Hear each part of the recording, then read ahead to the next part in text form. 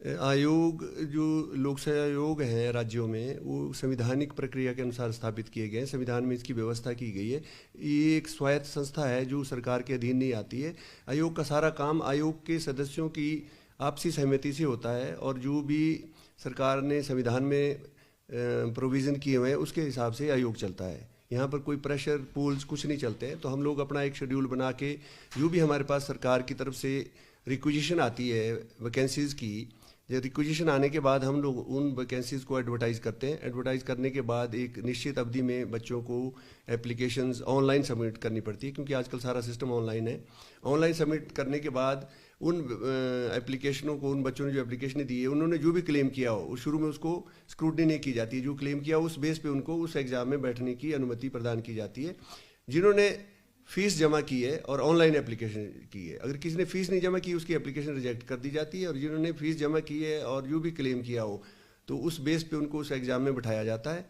और एग्ज़ाम में written exam लेने के बाद जो क्लास 1 क्लास 2 के एग्ज़ाम्स हैं, उसमें उनको पहला स्क्रीनिंग टेस्ट देना पड़ता है, जो नई प्रक्रिया हमने शामिल की है। उसके बाद उनको दूसरा डिस्क्रिप्टिव एग्ज़ाम देना पड़ता है। ये दोनों एग्ज़ाम देने के बाद उसकी हम इवैल्यूएशन करते हैं। इवैल्यूएशन के बाद जो भी हमारा प्रोसीजर है रूल ऑफ बिजनेस के हिसाब से, उसके हिसाब से हम जोन ऑफ कंसिडरेशन बना के उनकी जो रिटर्न के रिजल्ट निकालते हैं। रिटर्न के रिजल्ट निकालने के बाद जो भी रेशो फिक्स होता है, जितनी वैकेंसी है उस वैकेंसी के हिसाब से एक रेशो फिक्स है। अभी पहली वैकेंसी के लिए 6 आदमी अगर सिंगल हो, और जो एडिशनल वैकेंसी है हर वैकेंसी के लिए 3 आदमी। तो हम इसी हिसाब से रेशो से बच्चों को फिर इंटरव्यू के लिए बनाते हैं।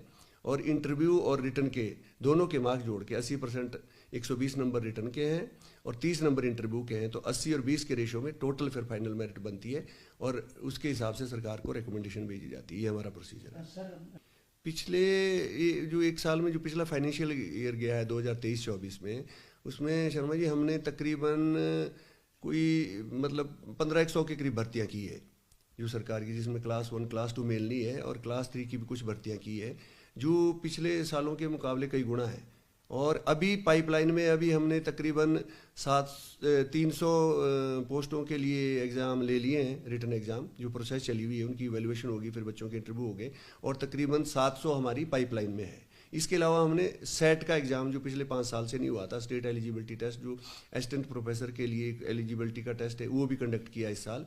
और हमने अभी एचएस लेने जा रहे हैं, और उसके अलावा अलाइड जो पिछले 4 साल से नहीं हुआ है, वो भी इस साल हम कंडक्ट करवा रहे हैं। उस जब से वो हमीरपुर चयन आयोग बंद हुआ है, उसके बाद हमारे पास एक तो उस आयोग के जो उन्होंने ऑलरेडी एग्ज़ाम ले रखे थे, उसके रिजल्ट निकालने के लिए कुछ जो इंपॉर्टेंट थे, जो किसी कानूनी प्रक्रिया में नहीं फंसे हुए थे, उनके रिजल्ट निकालने की प्रक्रिया हमसे करवाई गई, जो हमने तकरीबन 7 रिजल्ट उसके निकाले हैं।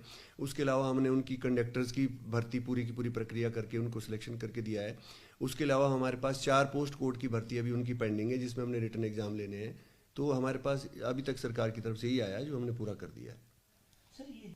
आयोग इस मामले में बड़ा सीरियस है। हर काम में हमारी एक सेट व्यवस्था बनी हुई है।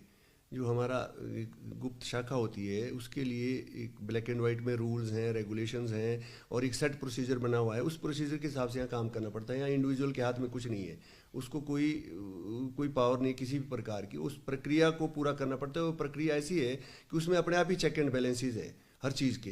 तो यहाँ पर इस प्रकार का कोई भी लीकेज होने की 0 संभावना है, क्योंकि हमने उसकी व्यवस्था ही ऐसी बनाई हुई है, पहले से व्यवस्था बनी है, उसको हम टाइम टाइम पे रिव्यू करते हैं और सुदृढ़ करते रहते हैं। क्या कोड ऑफ कंडक्ट का आयोग क्योंकि संवैधानिक संस्था है, कोई असर नहीं पड़ता। हम लोगों की भर्ती तो रेगुलरली चल रही है। आपने देखा होगा हमने पीजीटी के एग्ज़ाम लिए हैं, बीच में कई और पोस्ट कोड थे क्लास 1 क्लास 2 के, उनके एग्ज़ाम लिए हैं। लेकिन थोड़ा ये रहता है भी, जब इलेक्शन के टाइम में सरकार की मशीनरी बिजी रहती है, हमें एग्जामिनेशन सेंटर नहीं मिलते और नहीं मिलते, तो हमारी प्रक्रिया थोड़ी स्लो हो जाती है। तो अब हम उसको एकदम आगे बढ़ाएंगे। अब अगर आप हमारा शेड्यूल देखें तो अभी हमारे जून महीने में जो पीजीटी के बाकी एग्ज़ाम है, वो सारे के सारे हमने तकरीबन 5 एग्ज़ाम उसके शेड्यूल किए हुए हैं। उसके अलावा हमारा एचएस का एग्ज़ाम है अभी 30 को, बहुत बड़ा एग्ज़ाम है। उसके अलावा हमारा फिर अलाइड का एग्ज़ाम है सितंबर में, और अभी हो सकता है एचजीएस का एग्ज़ाम भी हमें कराना पड़े, जुडिशियल सर्विसेज का। तो हमारी पूरी शेड्यूल हमारा अगस्त तक का लागू है, बना हुआ है। तो हमने इसको काफ़ी तेज़ कर दिया है अभी। भर्ती प्रेशर, इस आयोग में कोई प्रेशर नहीं हो सकता किसी प्रकार, क्योंकि हम किसी सरकार के अधीन, मतलब हम सरकार के अधीन होते नहीं है, स्वायत्त संस्था है। जब यहाँ पर एक बारी मेंबर या चेयरमैन नियुक्त कर दिया जाता है तो उसको जब हटाया ही नहीं जा सकता।